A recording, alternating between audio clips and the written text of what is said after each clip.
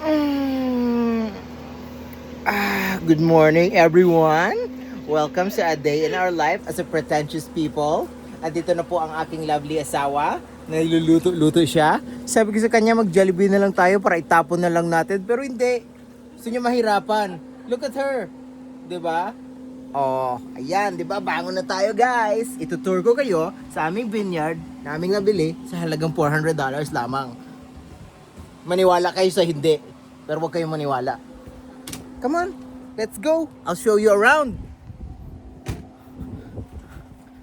Oh, di ba around? Ayan, around. Lahat ng nakikita nyo,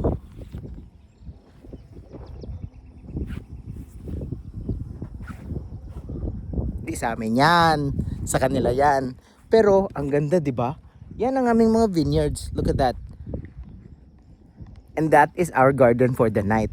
Tapos, tignan nyo, maraming mga blueberries to ito eh.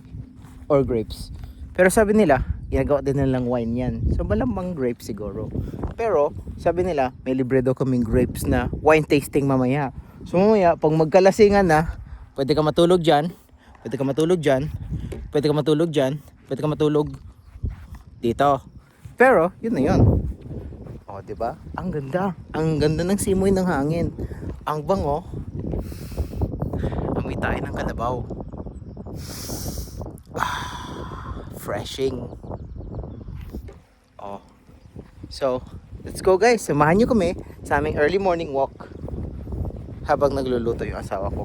Tai. Gago, hindi ko mapakan yun na. Ang lawak naman nito.